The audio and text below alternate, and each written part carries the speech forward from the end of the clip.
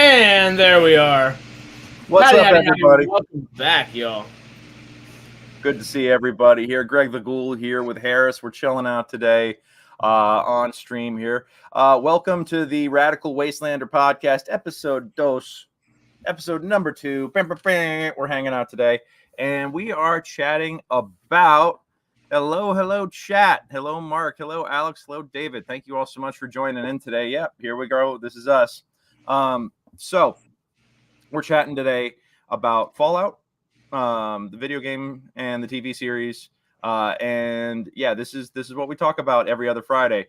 Burning Man, not quite, but today's theme, we are talking about, as it mentions in the title of this video, post-apocalyptic Burning Man for couriers everywhere. Originally, we had a different topic planned for today, but we're putting a pin in that one. Yes. And we are going to instead talk about basically LARPs, ARGs, immersive experiences, and other things, especially post-apocalyptic themed ones, including Wasteland Weekend, which is coming up this month, September 25th to 29th, in the Mojave Desert. Now, I've been living in Southern California for 21 years. I've heard about Burning Man. I know plenty of people who go every year. I've heard about the last couple of years, I've heard of mutterings about Wasteland Weekend, and I was like, oh, okay, cool. So it's post-apocalyptic Burning Man. I didn't realize at the time, though, until I started Googling it, that it actually has whole direct ties to Fallout, which puts it right in our wheelhouse here. So if you go to wastelandweekend.com, let's drop that in the chat. Oh, lose the hats? Sorry, bro. I got to rep Fenway. So, Sean, let's just a quick addressing of that. Basic level of respect for your audience. What do you mean, dude? This is a fun, nerdy place where people hang out. Dude, relax. If that's what if you're here for anything besides hats and just hanging out and Fallout stuff, I love you, but probably not the best place for you at the moment. If you're down to just hang out and be a human being for a little bit, chill, dude. Let's chill. That aside, let's jump. Alrighty. Well, regardless, and besides, this is my post-apocalyptic Fenway hat. It's beat to shit. And I love the tricorn. Yes. Alrighty. Well, I understand other folks have other standards, but these are ours here on our podcast. So, yes. Wastelandweekend.com. Go check it out. Open it up while we're sitting here and take a look at this thing. Let's fire it up. So, this literally looks like Burning Man for post-apocalyptic nerds. And they talk about how here Fallout and Furiosa join forces at Wasteland Weekend 2024. They're all talking about the assless chaps are for the After Dark show. Let's see. Fallout and Furiosa. So, we've already got Mad Max and Fallout folks rocking, but look at the pictures here. Look at the quality. I mean, like, everybody's rocking the costumes. Everybody's rocking the Nuka-Cola. I love this stuff. The quality NCR armor, all this stuff. And then you also get into the photos of the Furiosa paints and all of the Mad Max stuff. Like, this is, go out to the desert one weekend and scream, "Witness me!" And totally rock that stuff. But I know folks who build cars and things like that are specifically for events like these. And it is, this is, okay, big confession here. I'm new to the channel. I'm the fucking new guy. Nobody really knows me. I've been playing tabletop role-playing games for over 30 years. I've been doing D&D. I've been doing Star Wars. I started with Marvel superheroes, actually. So most people started with D&D. I started with Marvel and then went to Star Wars and then went to D&D. But in the meantime, when I was getting into Dungeons and Dragons in my Catholic high school in the 1990s, because I'm ancient, the guys that I played with, I was friends with the youngest brother of three brothers, and the three of these guys, the Zackrels, they ran a live-action role-playing game in Northern Virginia, and they called it Avalon. And Avalon lasted for a hell of a lot longer than I did, because as soon as I got out of high school, I moved to Boston, and then I moved to LA. But Avalon was a fully immersive live-action role-playing game where you'd make a character, you'd build a costume, you'd have your stats, and you'd go on adventures, and you would get immersed from the game from Friday night until Sunday midday, or Monday, and then I played a game in Boston where they would go, especially over like the long holiday weekends, you'd be playing Friday until Monday.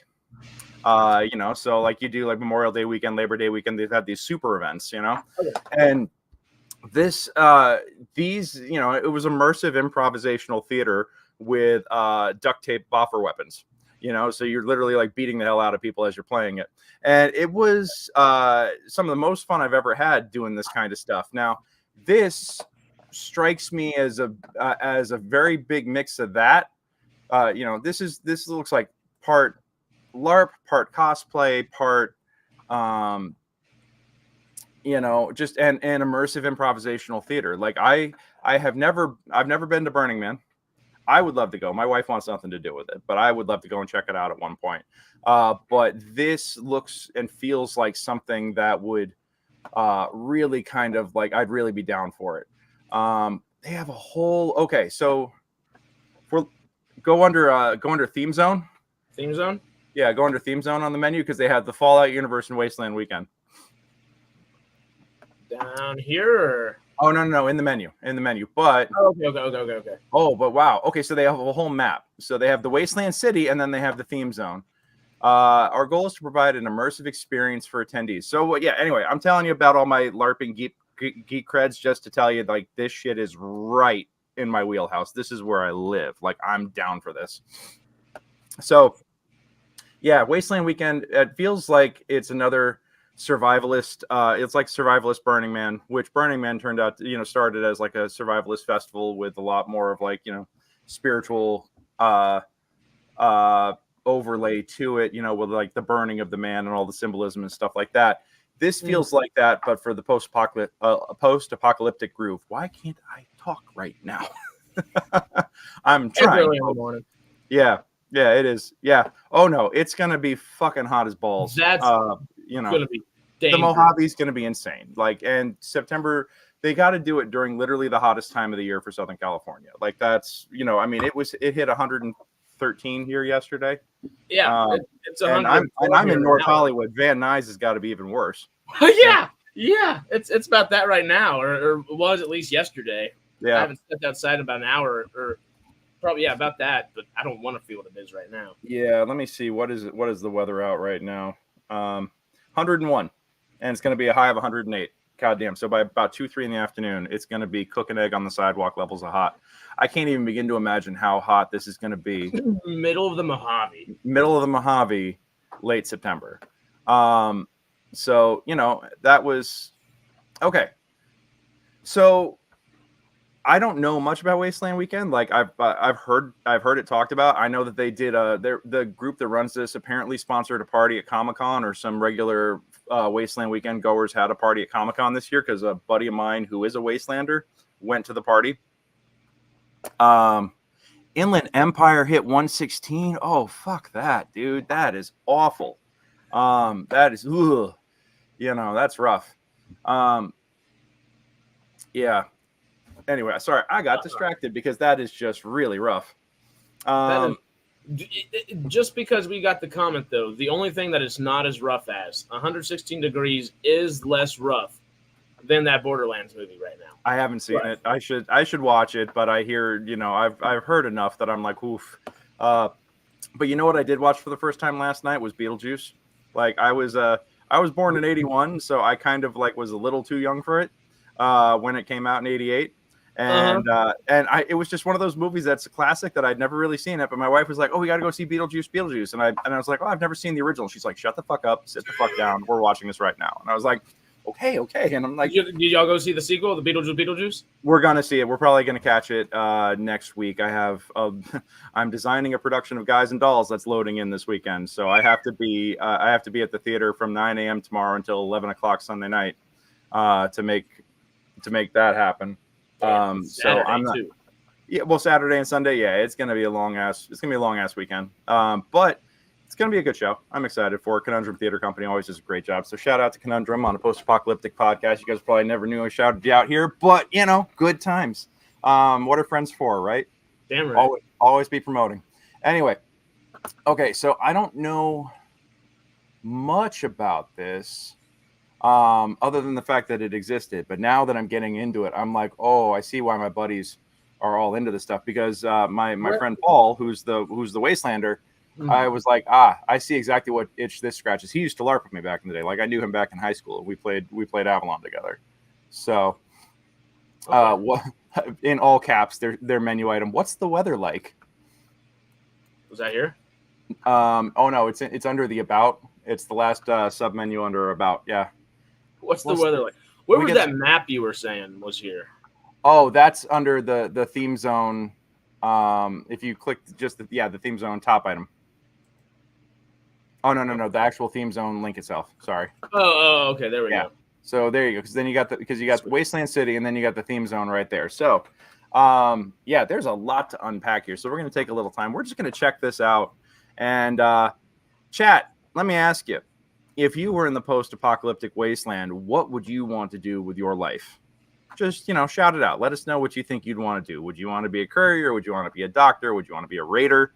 Would you want to just be a humble tater farmer? Living your life. Just try living your life. If you were living in post-nuclear apocalypse, the U.S., where would you want to be, and what would you want to do?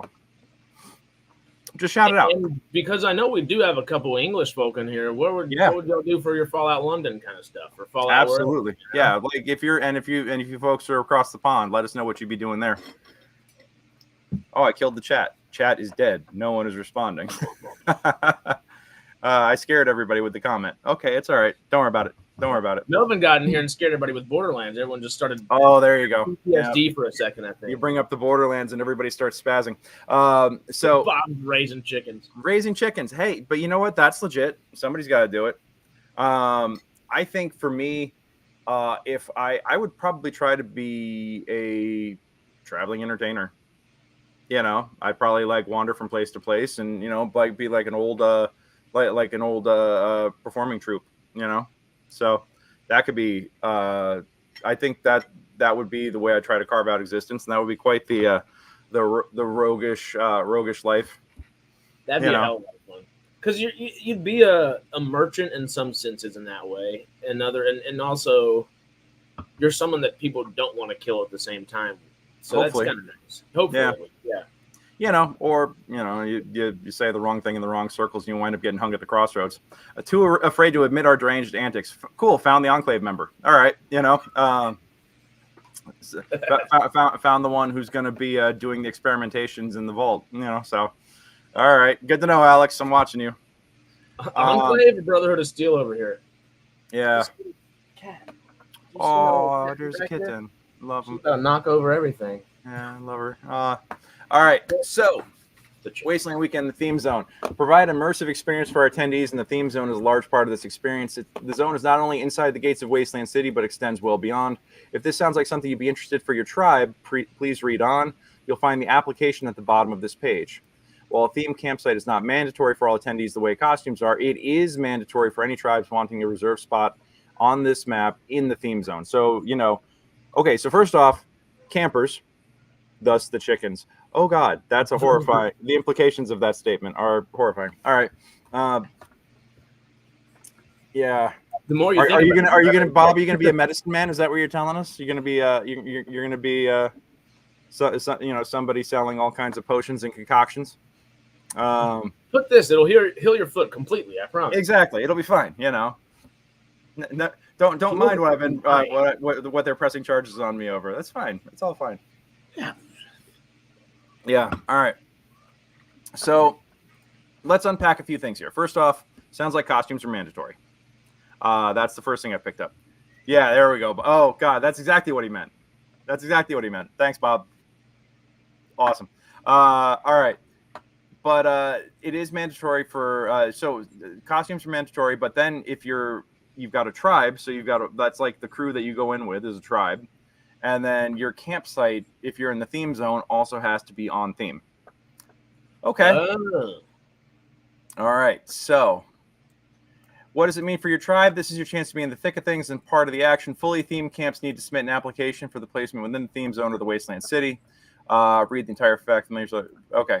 What is required for placement in the theme zone? Wasteland City is the hub for barter, entertainment, nightlife, and action. This place sounds fucking dope. Yeah.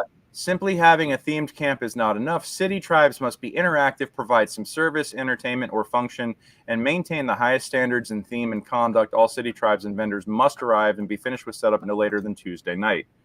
Wow, so they're getting out there early.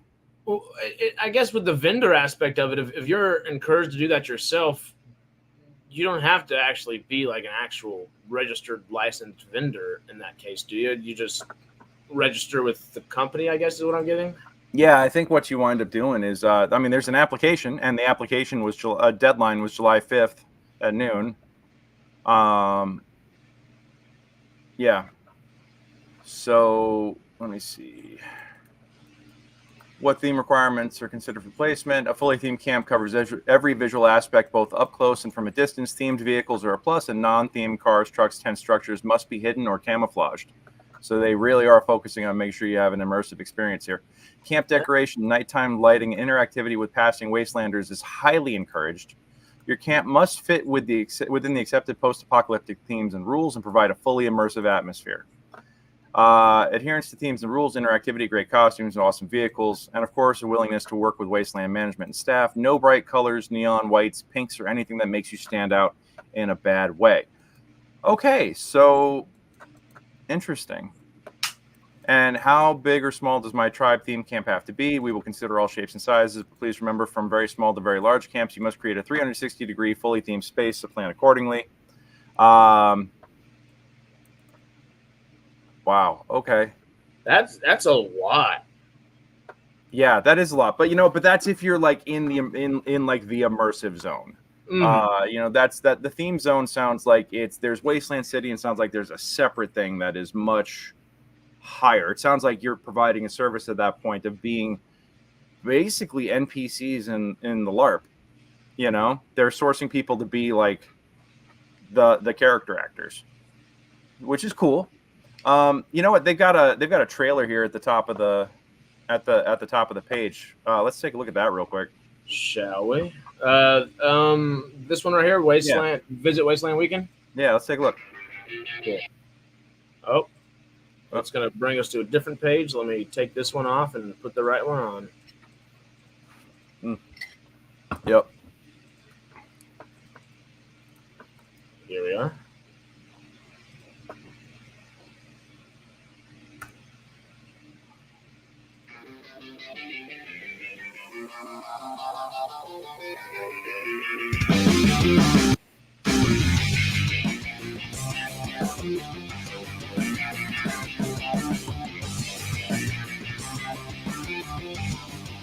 I mean, this just looks insane. Yeah. Oh, you know what? Was that Thunderdome at Burning Man as well? Because I've had friends that have fought in that Thunderdome. Where you're up on the. Oh, they literally built. Oh no! Yeah. Shit. Yeah, you do the jousting in harnesses, and they'll fly you around, and you do aerial joust. Like I've got my friend Connie Lynn, who's one of my stage managers. She's done that before. Like she's got some dope ass pictures. I don't know. So I don't know if they had that at Burning Man or if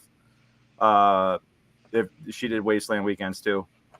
No shit. Yeah, because this says Wasteland Weekend 2023. No way. Okay, so those pictures are.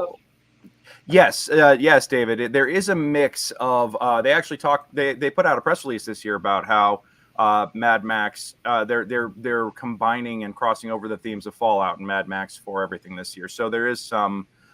You do see a lot of stuff themed to both of the stories.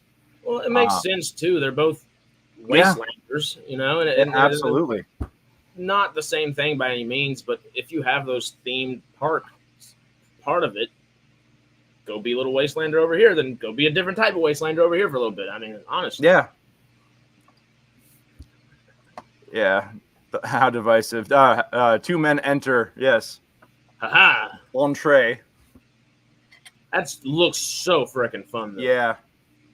So, yeah, they have the Thunderdome shit. They've got all these muscle cars and stuff, tricked out cars.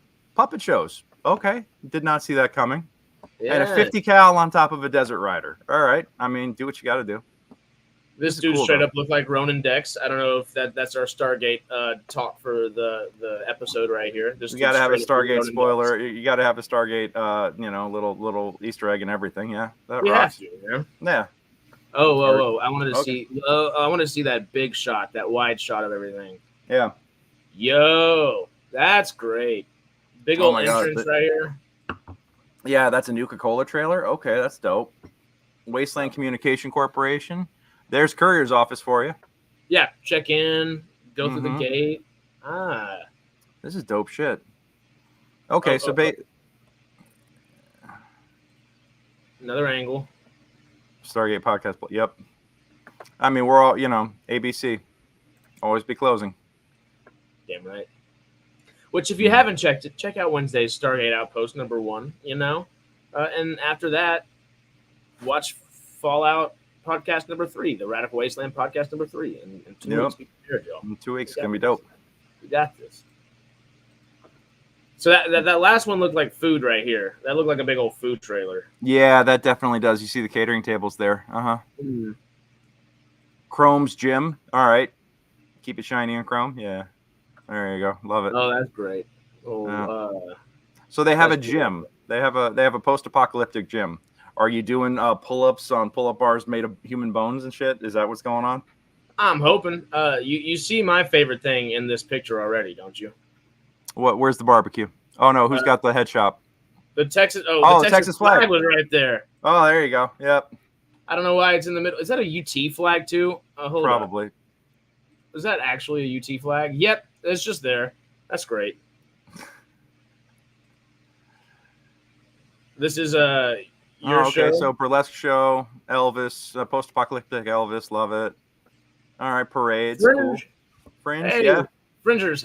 Man, oh man, imagine if we did Harris. Imagine if we went and did post-apocalyptic Shakespeare as a roving troupe of bards. We could totally do that shit. Actually, oh my god. Okay, so I think I talked about this on the last episode, but I don't remember if I did or not. But did we talk about Mr. Burns' post-electric play? No.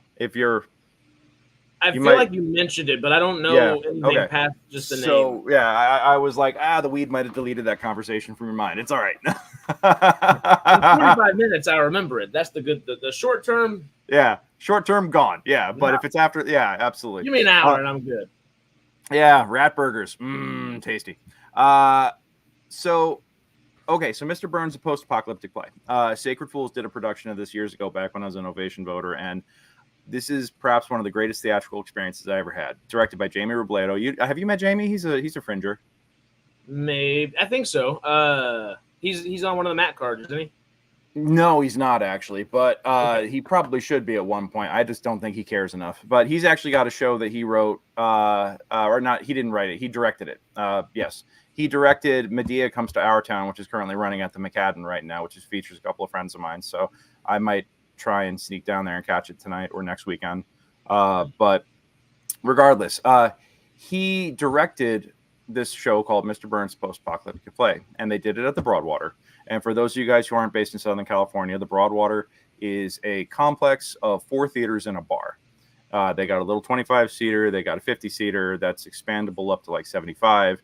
They've got an 80-something seat second stage, and then they have a 99-seat proscenium. One Which, if you don't know what any of that means, that's fine. Just know that the theaters get bigger as you go up the chain. Okay? They've got options. Yeah. Well, Mr. Burns is a 3-act play. All right. And basically the premise is that, you know, at the beginning of the show, all of the electricity in the world went out about a few months ago. And it's now like shit's back in Stone Age level territory because there's no computers. There's no technology left. People are like reduced back to the Dark Ages, literally. And in the first act, it's survivors sitting around a campfire talking about, like, nobody quite knows what happened. It's just at one point all the power blinked out. Okay. And that was like globally, like planes fell out of the sky kind of shit. You know, like that's okay. And they're just sitting there talking, and they yeah, and it's a group of folks who just ran into each other, and they're all like, there you could sense the unease because it's like, I don't know these people. I don't know if I could trust these people, but at the same time, we're all just here together, and we're just going to hang out and, you know, sit by the campfire and just look out for anything around us. And they did that in the black box. Act 1 was in the black box, and, you know, it's these 6 people sitting around the campfire, and they're talking about just, you know, what life was like. And they start telling stories, and they start trying to remember old Simpsons episodes and making jokes about the Simpsons and stuff like that, and kind of have like that common bond. So Act 2, they moved us into the second stage. Okay. And the second stage was the bigger space, but they literally had an intermission where they moved the audience from one theater to the next. This is all how Jamie staged it, and I thought it was fucking brilliant. But Act 2 is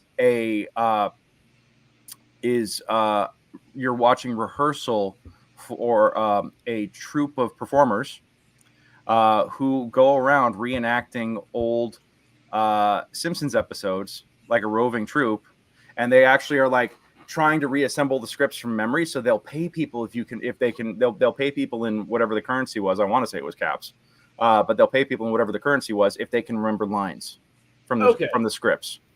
So, and that's like a thing, and it's like, yeah, somebody gave us a line and they knew it was fake. You could tell that they knew it was fake when they gave it to us, but we paid them anyway, you know? But then they actually do like a partial performance of an episode complete with commercials. And they had a whole choreographed, it was so brilliant. It was fucking hilarious and amazing. And at the end of it, they get like, there's gunshots, and there's an implication that they're attacked by raiders, you know? Oh, okay. But then Act 3, they moved the audience from the second stage into the main stage.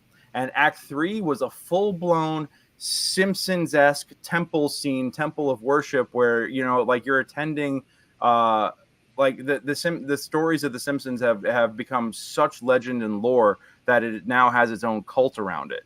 Oh, of course, yeah. And you just witness like a service, like the evolution of myth here, and it was so fucking cool. Like, the play is amazing. I recommend that if you have the opportunity to go see a production of the show, go do it. It's long, but it's worth it.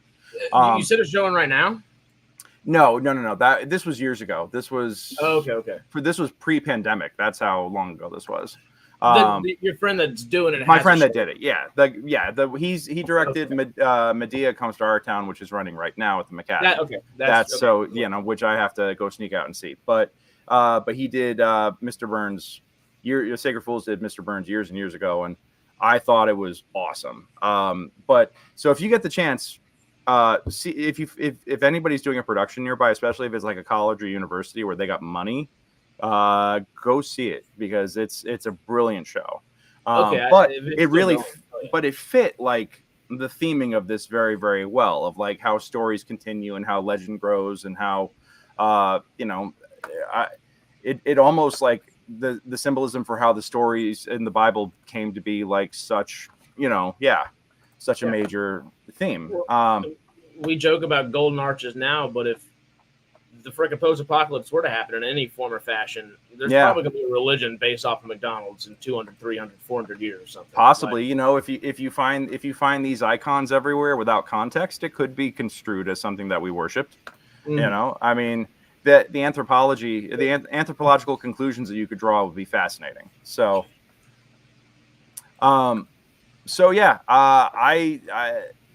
But getting back to Wasteland Weekend, imagine if we did a roving troupe that showed up and did like pulled the Mr. Burns, but for real, you know.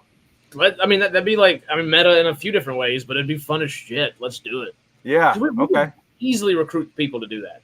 Easily. Yeah. We get a whole crew together, and we could do a whole half-hour themed, you know, like who controls the British Crown, who keeps the metric system down.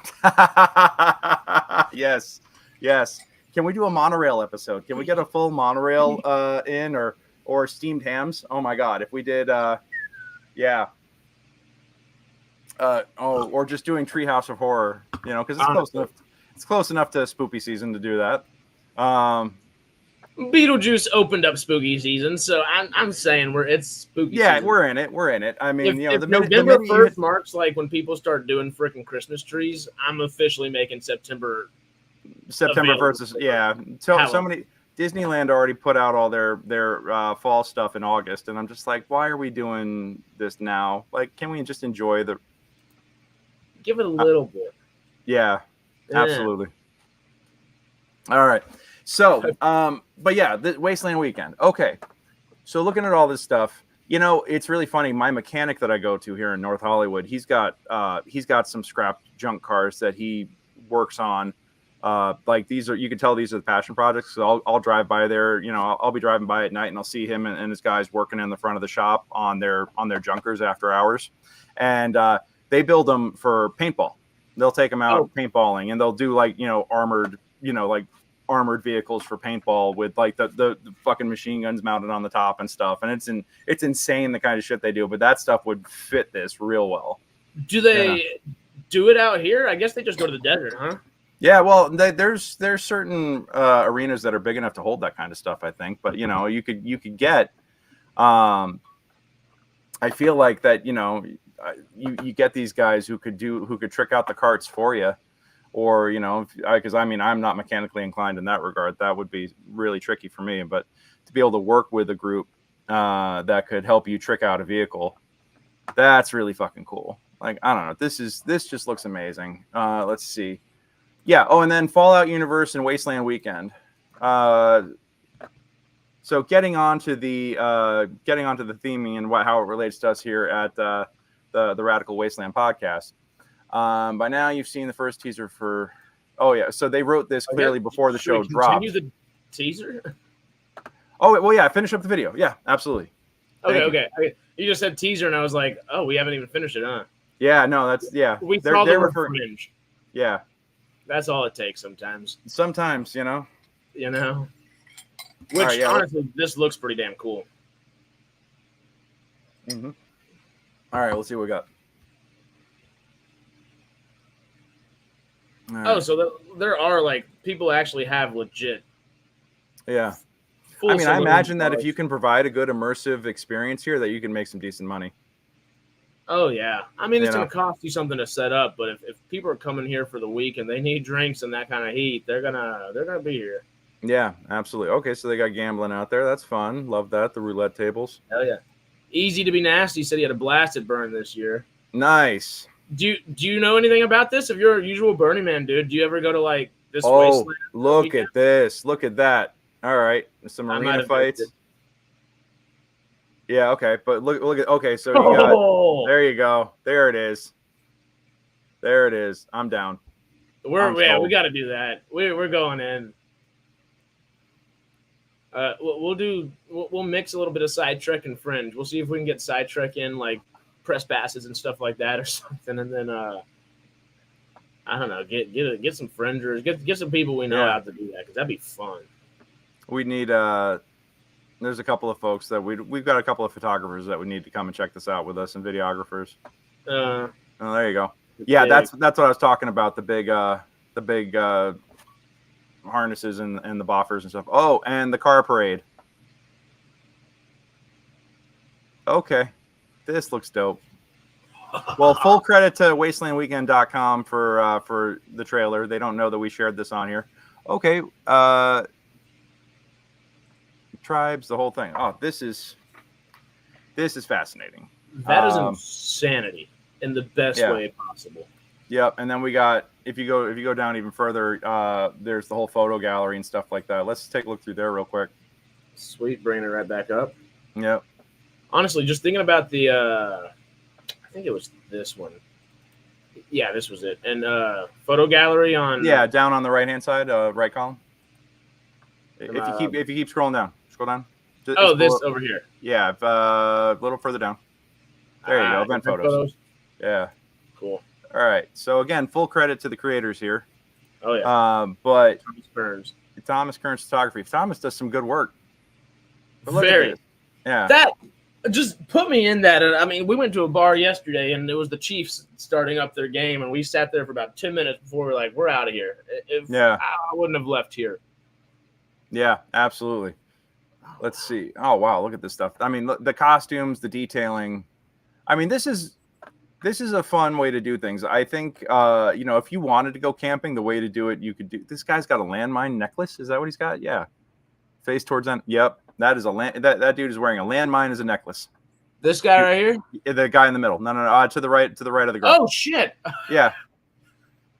All right. Hey, I like the dude in his throne back there too. Yeah, the dude on the throne. I love this.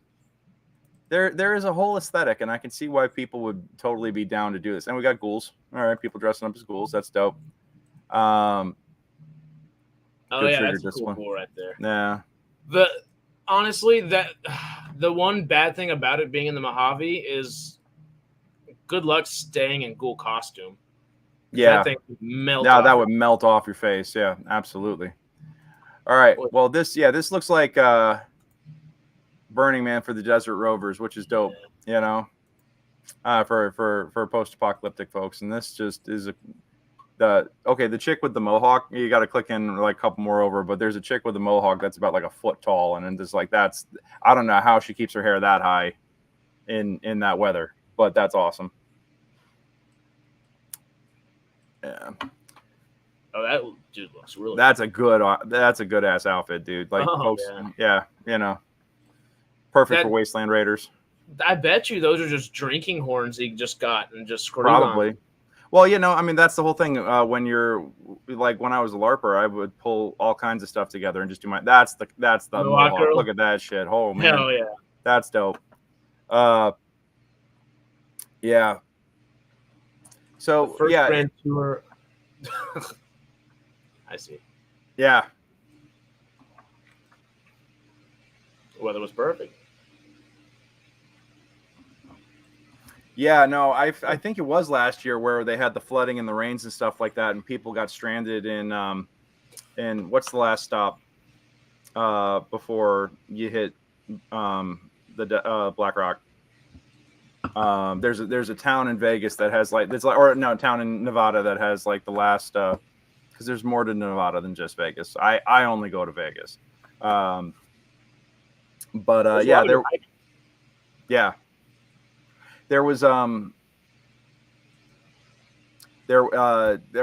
massive like flooding. It was a year or two ago, but yeah, I remember hearing about all that stuff. Like a lot of the folks that I know that go, some of them never even made it to camp. Like they got stranded. They couldn't even get out of the town with the hotels because it was just that bad. Like all the roads to Burning Man were washed out, and then getting back was a nightmare. Okay. So yeah, it's a shame, but I mean, you got to plan for that kind of stuff. It's a survival week, so you got to think about that stuff. Hey, that's bringing that survival aspect home real quick. Yeah. But that's the whole thing is that originally Burning Man started out as a way for people to kind of challenge themselves and see if they could survive with nothing for a little while and see what they brought to the table in terms of like, what can I offer society that can help me survive and thrive, and it has evolved. And now you've got like, or at least last couple of years, you've had the dude tech bros that are just paying to win and, paying for premium experiences and shit like that. And it kind of changed the nature of the festival, gentrified basically. And that upset a lot of folks, the hardcore. And from what I've heard this year, and maybe easy to be nasty, you can let me know if this was the case or not. But from what I understand, this year, there was a lot less of that. And as a result, it felt like more of the older kind of experience. First burn, ever said it was later because of the weather last year. Okay. Yeah. So people were like, well, if we're not even be able to get out there, why try going? Yeah. Which I bet you, if that weather was that bad last year, that probably kept some of those pay-to-play folk away as well, which would be nice. Well, all right, looking at, but let's go back to Theme Zone, Fallout Universe, and Wasteland Weekend, because this is right where we live. These mohawks keep popping up. I love it. I know. Like, I wish I had hair long enough to do that.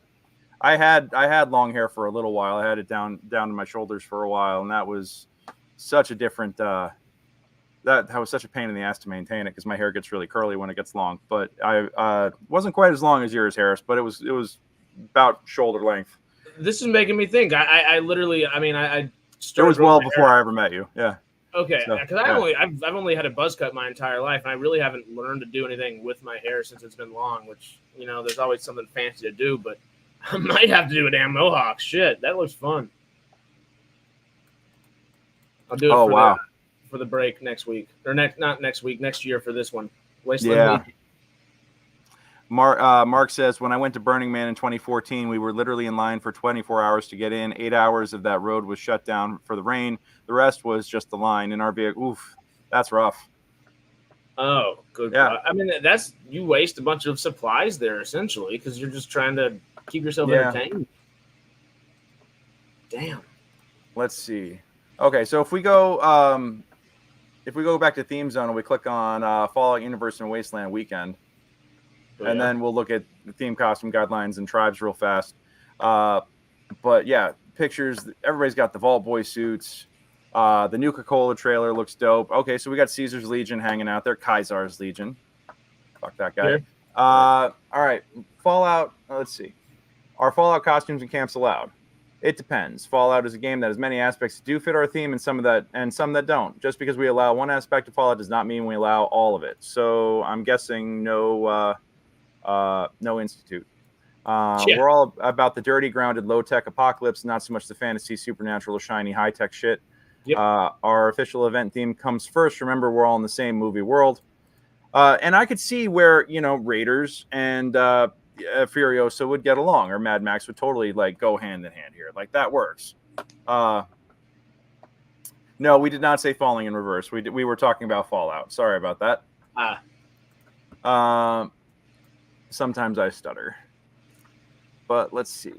Vault suits are allowed, but we want the travel to the wasteland look as opposed to living safe and secure in your vault. Raiders are encouraged, but folks like the Brotherhood of Steel and Institute aren't really appropriate. Most of their costumes anyway. So they want low tech. They don't want power armor walking around, which makes sense. Yeah. On the topic of death claws, ghouls, and other more monster-like creatures, they are not in theme. Radiation burns and scarring is in theme. Zombies are not, so no ghouls.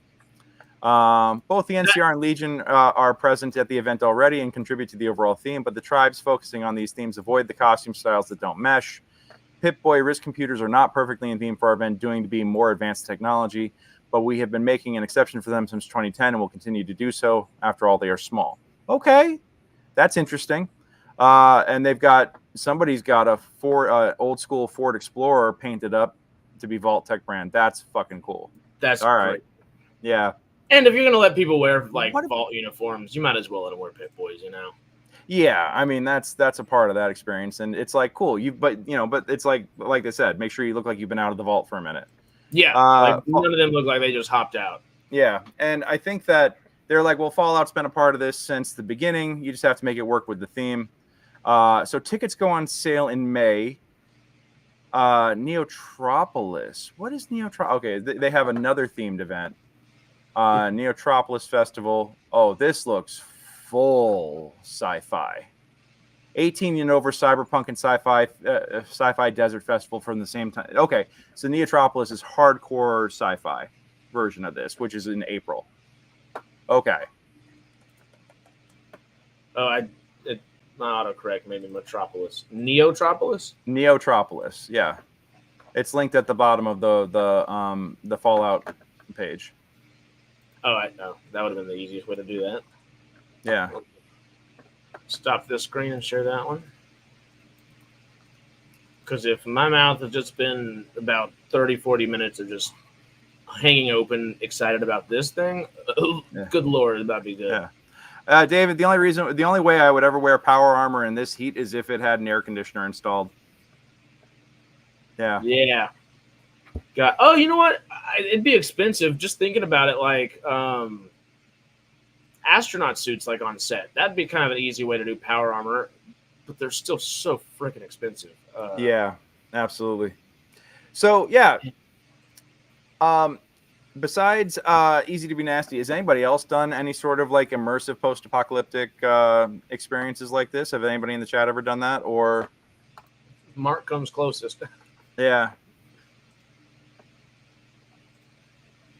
So yeah, Wasteland Weekend does say that it's primarily a Mad Max themed, realm, but they do allow other post-apocalyptic franchises. And I'm looking at what their costume requirements and stuff are right now, and it does talk about how they have high costume standards, and it looks like they also have the same thing for Neotropolis too, I'm sure, because you want to create an immersive thing. And that was the thing about playing Avalon, is that you were expected to you were going to be camping in a cabin that was just like a normal cabin, or you'd bring your own tent, which unless you happened to have a medieval tent laying around, you were using like a friggin' nylon tent. But the costumes are really what make the immersive experience here, and it looks like that this is that on steroids. This looks insane. Yeah. Wait. That's dangerous in the desert. Free alcohol. Thanks to the BYOB event policy and community bar servers, costume okay, so the community runs their own bars. That's nice. Yeah, I'd be really careful drinking alcohol in this heat, dude. Like it's an easy drunk. That's nice, but the amount of water you got to drink to make up for it. But I love the idea of theme goods, sideshow and burlesque, tricked out cyber cars, tech displays, food vendors, robot battles, costume contests, fully immersive interactive environments, and much, much more. All right, I'm kind of sold. Like, I would do both of these. I would absolutely do both of these. Yeah, no, I would absolutely have to check this out. Like, this stuff looks incredible. Well, does it say specifically like what? I know it says Cyberpunk, so I'm assuming like, do they have specific? I guess let's just check the theme zone. I guess. Yeah. I don't know if there's like a specific IP or franchise that you have to do. Space travel, cybernetics, net running, artificial intelligence, robots, big futuristic corpse, gritty level street gangers, aliens, laser, phasers. I mean, props. Yeah, Darth Vader? No. Okay, so no Imperial troopers. Okay. Christmas shopping on Christmas Eve can be exactly like trying to survive. Yes, absolutely. But weathering will definitely help make it feel like you've been in this dirty planet. All right. Okay, so this feels more Blade Runner than Star Wars. It is that deserty kind of feel. Yeah, oh my gosh. Is it Heinlein? Who am I thinking? Blade Runner, right? Vesper comes to mind. A few others come to mind. Yeah, like this feels Tron. Yeah. With all the neon. It looks like he's wearing an Autobot helmet. Yeah. Okay. Are the costumes? Yes. At events like this, costumes are required. They talk about how you don't have to have, unless you're in the theme zone, you don't have to have a themed camp, but you do have to have costumes that are appropriate for this. LARPing, on the other hand, I mean, I don't think you have to create a character. And I don't think there's game stats and rules or anything like that, like the LARPs I used to play. You'd probably, I'm sure everybody's got like a Wastelander name the way they've got a burner name. But I don't think that there's LARPing in the gamified sense going on here. There could be. Might be ARGs or something like that happening here. It's like the perfect environment for it. But I think this is more like, look at the cool things that we can create. Like, this feels more like cosplay than game. Yeah, I can see that. Yeah.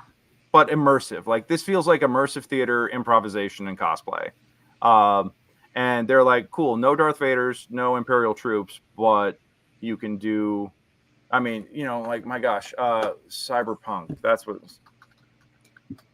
Cyberpunk, and it feels very Outer Worlds. I don't know if you're familiar with Outer Worlds, the guys that made Fallout. Yeah. Doing that. This feels very Outer Worlds.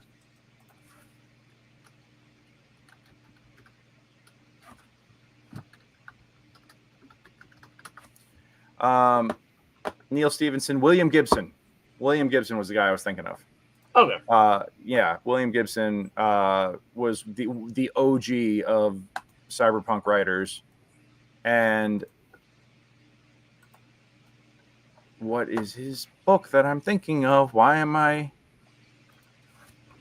Snow Crash also is a fantastic fucking novel, which is a cyberpunk book. Neuromancer. Okay. Neuromancer. That's what it was. So yes, and I've read that. It's just been a long ass time since I read it in college.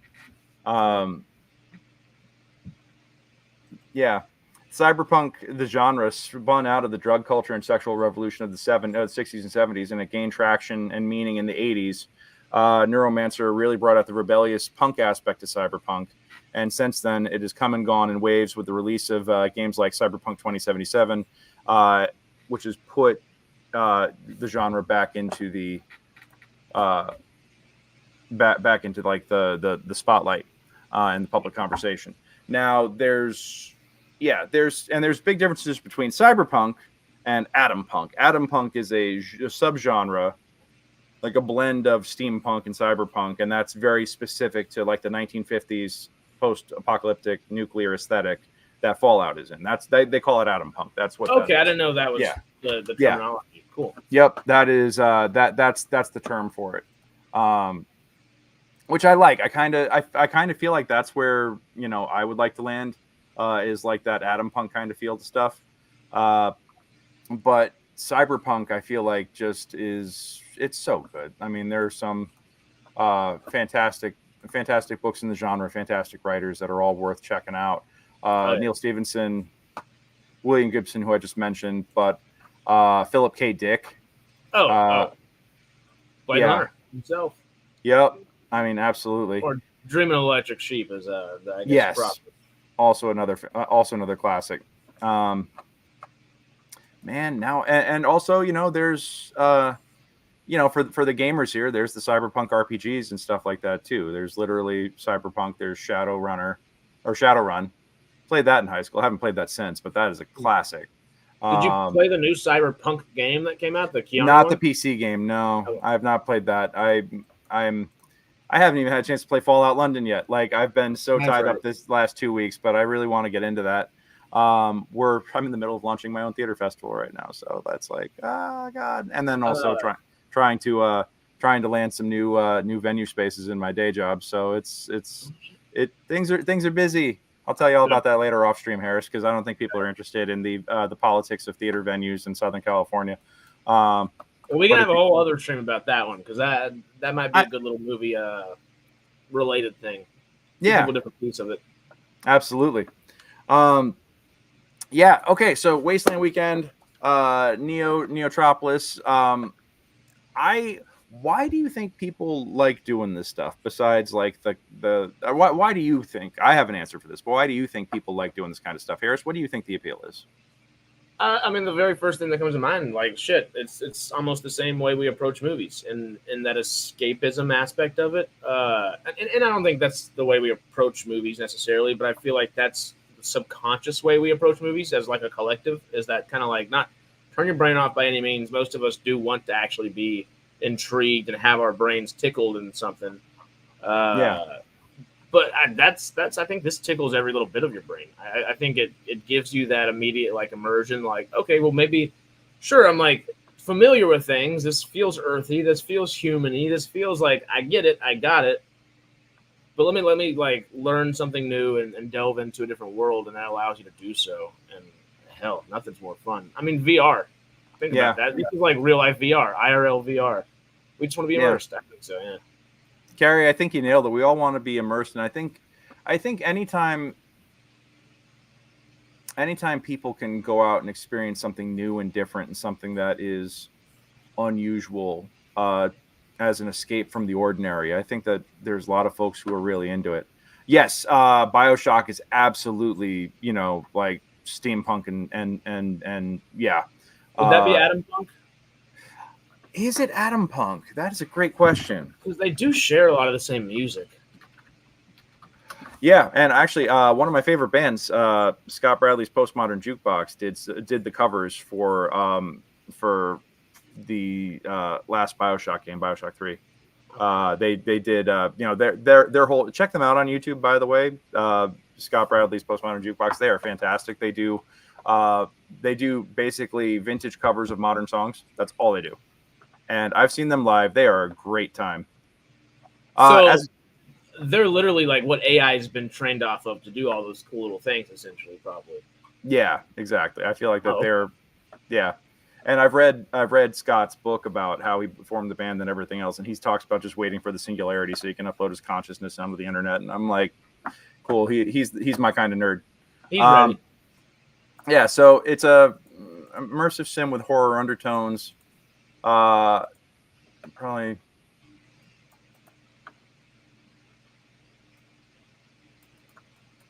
Yeah. I feel like BioShock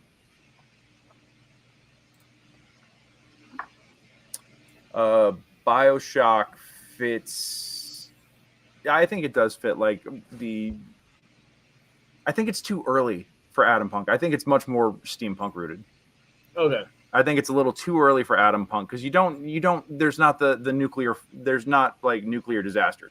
It feels like more 1920s instead of 1950s. Mm-hmm. And so maybe diesel punk a little bit, or is that because they are actually using steam, aren't they? I've only ever played one. Yeah, actually it is generally considered steampunk. Yeah, I'm looking at it, or hydropunk is what they're talking about it. Hydropunk. Okay. Yeah. Oh, escape rooms. People are talking about the escape rooms in the chat. As a tangent, probably same reason escape rooms are getting popular. You know what? Escape rooms do feel very immersive, and they are a lot of fun like that. What's up? I was just pointing you out because you are Mr.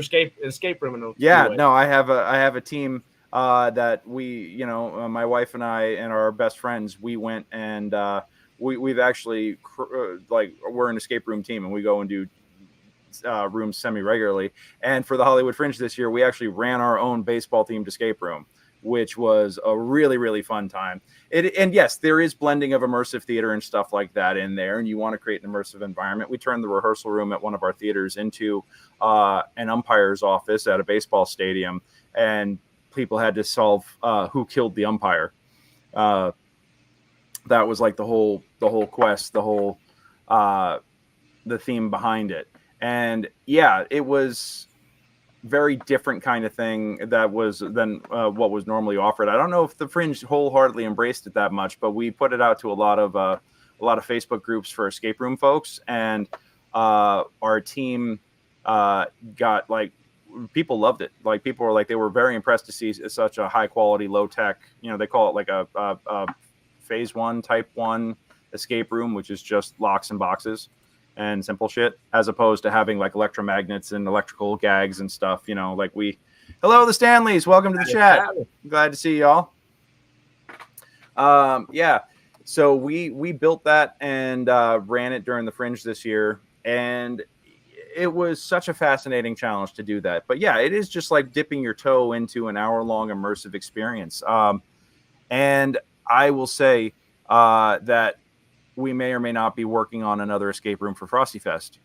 Oh, hell yeah. I was hoping y'all were going to do another one next year at least. Yeah. Oh, no. This will be happening in December. Erin has already got all the puzzles written. We just have to build it. But she's like, can we put up a full wall in the middle of that escape room, or in the middle of the rehearsal room? And I'm like, sure. So we're gonna have to blueprint it out. Like, this is gonna take some major construction to do this. But the umpire was more Brett's. This is gonna be more Aaron's. Well, no, Aaron actually wrote all the puzzles for Kill the Umpire too. Oh no, shit. Okay. Yeah, no, okay. So the way Kill the Umpire came around was Jen and I went to the Edinburgh Fringe Festival last year, and you want to talk about immersing yourself in a whole different environment and a whole festival experience and everything. Going to Edinburgh is like nirvana for theater geeks. Okay, it's not 400 shows; it's 4,000 shows across like the whole. Literally takes over the whole city of Edinburgh. Like, this is where they make their money for the year. Guaranteed. Like the population of the city goes from about 500,000 people to over 3 million for the month of August. Yeah. Glad you like the hats. They've been a point of controversy since they were dicey at the beginning. Yeah, a little dicey. Yeah. Still wearing them. So so we go to Edinburgh, and now Jen and I have been doing the Hollywood Fringe since it began in 2010. And we were like, oh, we know what fringes are. We know what this is all about. We got this. This is great. We were not prepared. I've done San Diego Fringe. I've done New York Fringe. I'm doing New York Fringe again in April. We're experienced continental fringers. But going to the granddaddy of them all, going to Edinburgh, was completely unlike anything that we were ready for. Like, we were not ready for this experience, just like the size and the scope of it. And we saw 26 shows in 7 days. I mean, it was like we went around and caught as much as we could. We only saw a handful of plays in musicals. We wound up mostly seeing, they had a lot of stand-up comedy. That was fantastic. We saw some improv. We saw a whole improvised episode of Doctor Who. There's an improv troupe that just comes up with Doctor Who episodes and just does them, and that was fun. It was a good time. Their one set piece was the TARDIS sitting in the back, and it was absurd. You could tell they weren't quite in love with the prompts, because by the time you got to about the 40-minute mark, you're like, okay, this thing feels like it's beating a dead horse a little bit. But it was a really good time, and the audience randomly picked who was the Doctor and who was the companion. So everybody in the troupe was like, ready to go at any given moment. And at one point they did have regeneration. So that was a hell of a lot of fun. But then they had a whole bunch of other stuff that was not something that you would find at Hollywood Fringe. Hollywood Fringe, so many people doing solo shows. There's like 80 or 90 solo shows. I feel like I think this year, no, it was over 100 solo shows this year. And I think it was again, the biggest category out of the almost 400 productions this year. Solo shows are always the biggest because they're the simplest to put up, although in my opinion, people who put up solo shows should really make sure they have a life interest or a story to tell interesting enough to justify a solo show. That's my hot take. That's my tea. I'm spilling it here.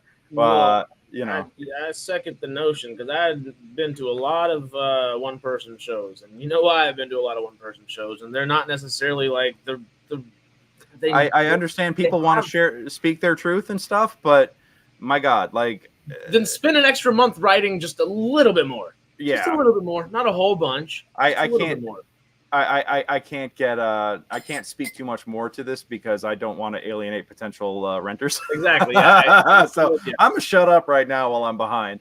But I just think that if you're gonna do solo theater, you just got to make sure that you are, especially if it's a well-trod topic, really just ask yourself, am I telling an interesting story? Am I telling it well? And why am I telling this? And make sure you have solid answers for all of that. I'm gonna bite myself a little bit just here, but it feels like almost solo shows can be like the less vain way of being vain sometimes. Instead of having like an actual thing that you want to talk about, it's like, hey, this is part of my life, and let me tell you about that part real quick. Instead of just give us like that, And I think that a solo show, I feel like, needs to be.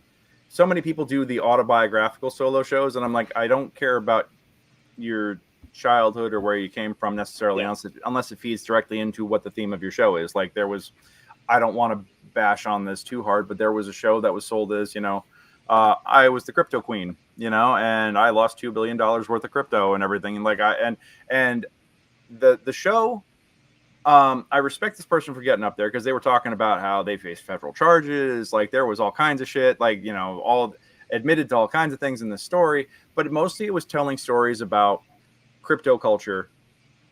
Well, there was this whole thing about how they grew up and where they came from and everything else. And they were billing this as like, the crypto crash. And it was supposed to be a show about how they survived the crypto crash. And I'm like, cool, I'm here for that.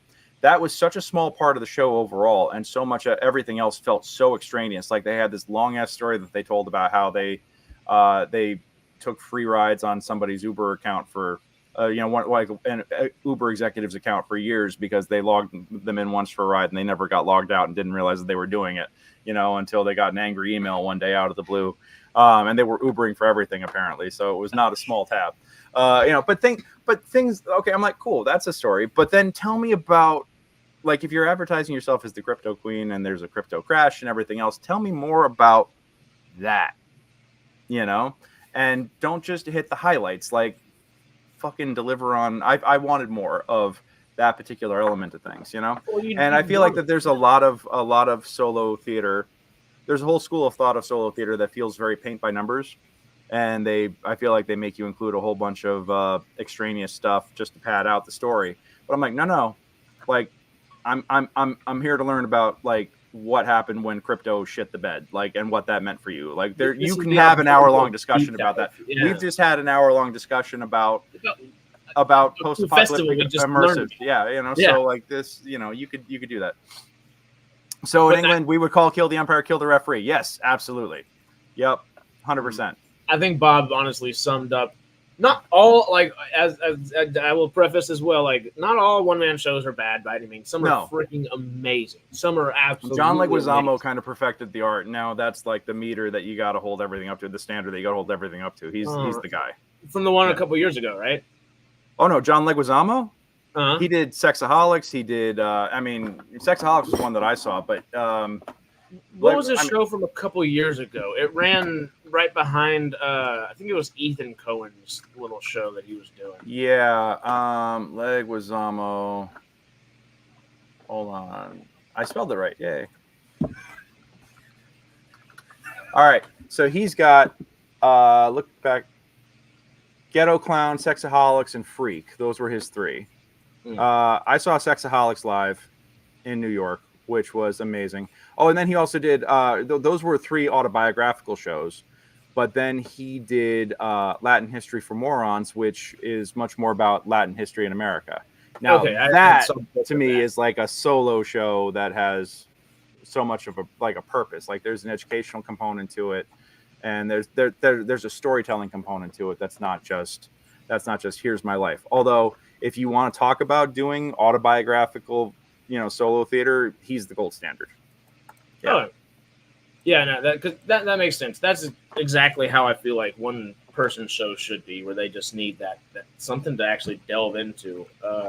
Yeah, and make sure that you're delving into it. Like, don't set a premise or set a hook and then fail to deliver. You know? Yeah. Mm-hmm. Yeah. Mm-hmm. And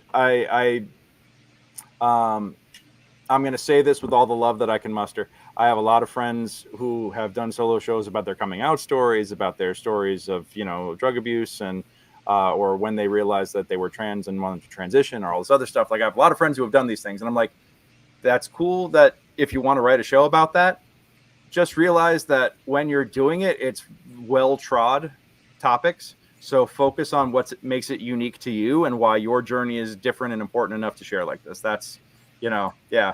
I'm with you. There's three things which, hell, I've got people and I love everybody and all those different things, but like the three topics that you always get are your sexuality, your and then gender identity, and then gender identity, sexuality, and I feel like autism is there a lot. Like, autism's there a lot, and all those shows are George, or Buddy George. I'm like, dude, that's just one part. Like, you're so talented. Yeah, oh my god, yeah, he did a whole fucking lounge show this year, which was apparently incredible. I couldn't get out to see it. And yes, the Stanleys. Yes, John played the voice of Sid from Ice Age. Yes, absolutely, the same guy. Yep. Yeah, he's a theater guy well before he got into movies.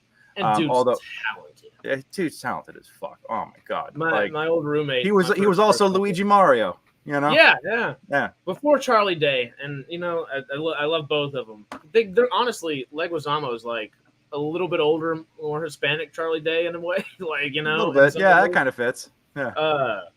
I remember my Hispanic roommate from my first year of college. One day, super big film buff. We got along like famously. Great dude. Literally, I remember like a few months in, I was like, I don't remember what movie it was. We saw something. We go see movies all the time, and I said, John Leguizamo, and the dude looked at me and just started busting out laughing, and I was like, what did I do? And he's just like, say that one more time. Mm-hmm. And I was like, okay. He said, okay, now with me, pronounce it with me right here. And I was like, oh, this is something I've been saying wrong for 20 years now. Oops. You know, but hey, teachable moments are important. You know, damn right. I mean, my God, the number of words I've fucking butchered, it's not even funny. I mispronounced Eurydice once because I was like, Eurydice? Like, what is that? Like, I got to get the Italian stank on it, Eurydice. Yeah, no. My friend was like, you mean Eurydice? And I'm like, fuck yeah, that's exactly what I meant. Yep, I'm an idiot. Yeah, I'm gonna go with that one. Yeah, I'm gonna go with that because I feel like I feel like I was wrong before. We're going to adjust this. Yeah. So shout out to my friend Sammy for being like, the fuck is wrong with you? Thank you. We all need it every now and then. Yeah, every once in a while, somebody's got to, come in and correct things, give you a tune-up. So, yeah. Oh, man. Well, this has been a far and wide-ranging conversation today. It has. I love it. And we can rope it back into, we should totally do our fringe-like theater troupe at a I love this idea. And I feel like what we should do is we should do... we should do a full-blown Mr. Burns and do like a 30-minute do like a 30-minute Simpsons episode complete with commercials and should we do Simpsons or should we throw it off and do something different? Ooh, I feel like Simpsons would be the most relatable, but it would have a wide array. Yeah, exactly. It could be fun to do. Man, we'd have to think about this, but that could be dope as hell. All right, we're gonna think about this, and then we're gonna start planning it live on the channel. Is what we're gonna do. Honestly, that way y'all hold us accountable. We'll hold each other accountable that way, and yeah, I'm down for this. We'll film it all, document it all, and they'll love it. Hey, we'll love it. And then also on top of all this, it's not quite Good Spring, or it's not quite as intensive as Wasteland Weekend, but Good Springs is going to have a Fallout New Vegas Day in beginning of November, I think. And that's just like a literal celebration because the town of Good Springs in the video game was inspired by the actual town of Good Springs, and the actual town of Good Springs is now in reverse leaned really hard into their association. So there is a whole Fallout New Vegas Day, which is very similar and big events and stuff like that too, which I definitely want to go and check out. I got to check the dates on that, but that's coming up too. That's like, a month and a half or so. But my buddy Paul is going to be going to Wasteland Weekend. So I'm going to have him take a bunch of pictures and shit and come back and report. Maybe we'll bring him onto the pod here and we'll get him to tell us all about it. I think let's go ahead and wrap it up here for now, Vault Dwellers. But we will be back in 2 weeks. And in the meantime, do us a favor. Send us, send us any pictures or anything that you find of fascinating post-apocalyptic cosplay and stuff like that. Things that can inspire us as we strive to suddenly, take on this notion of doing a post-apocalyptic theater troupe. I think this could be some fun. Literally, we just say that to a couple different people, and we're gonna have people wanting to do it with us. It's absolutely. I think it's gonna be a really good time. Yeah, I think this could be fun. All right. I think let's jump off here. Let's call it quits here for today. But God, I'm already thinking. All right, yeah, this is exciting. All right, guys. Well, hey, we'll see you back in 2 weeks. Thank you so much for joining us today, chat. We love all you guys. Thank you for hanging out, and we will be back in 2 weeks for the next episode of the Radical Wasteland podcast. Later, yes, y'all. Sir.